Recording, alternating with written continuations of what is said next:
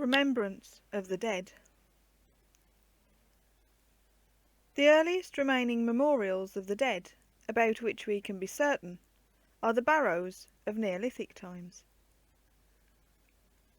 These are followed in turn by burial mounds of the Bronze Age, of the early Iron Age, of Romano-British days, and of the Anglo-Saxon period.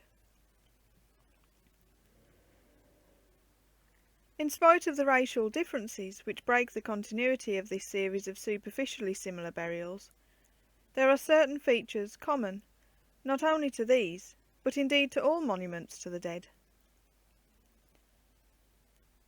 First, they are all dictated by the attitude of the living to the memory of the dead.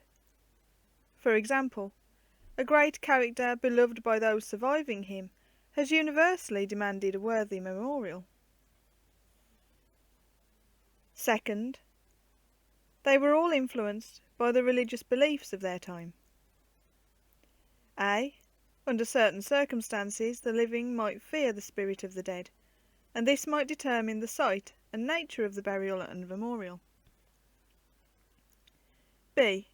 Sometimes belief in survival after death has led to material provision for the needs of the departed on a journey to another world or in his life there. This may have included the burial of a residence, the provision of means of transport, a ship, horses, or a chariot, for example, the supply of tools and weapons, and of money, food, domestic utensils, and even personal attendants. C. Defence against evil spirits, or their propitiation, has been known to result in means for misleading them, or denying them facilities for interference with the affairs of the dead or the living. Third, materials of construction were governed by A. Custom. Fashions change, but once a fashion is established, there is a tendency for changes to come gradually, so that a general likeness, in the form of burials or memorials, may long continue. At the same time, it must be remembered that two or more methods of burial, or perpetuating the memory of the dead, may be customary at the same time, as inhumation and cremation in England today, and strikingly enough, these two methods were also in use side by side in this country during part of the Bronze Age. B. Availability of desirable materials. A material that is suitable and has been used in one district may not have been available in another, and has therefore had to be replaced by something else, or to have been bought from a distance.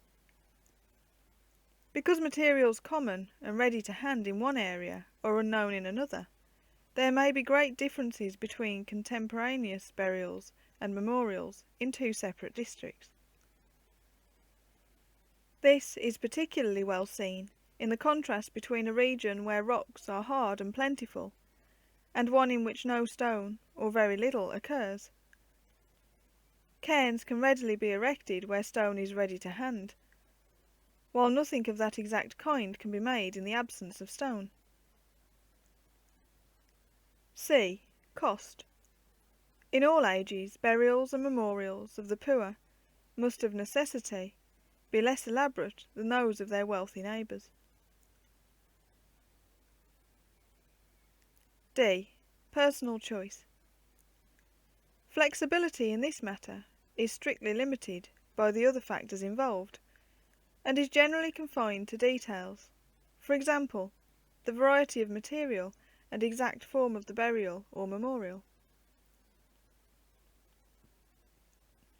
Fourth, the site chosen depended upon the immediate circumstances. The avoidance of badly drained places to preclude flooding, and elevation for prominence are factors to be considered in the siting of burial places. The necessity for hurried burial in time of plague or war, or the desire to honour some prominent personage by interment in a local or national shrine may determine the place. In Roman law, adults could not be buried in cities, and the English, AD 449 to 1066, at first no doubt proud of their Roman tradition after their conversion to Christianity in the time succeeding St Augustine's mission of AD 597, followed the same rule, so that Cuthbert, Archbishop of Canterbury, who died AD 758, was the first of his line to be buried in his own cathedral. His predecessors had all been interred outside the city walls, in the neighbouring abbey of St Peter and St Paul, St Augustine's.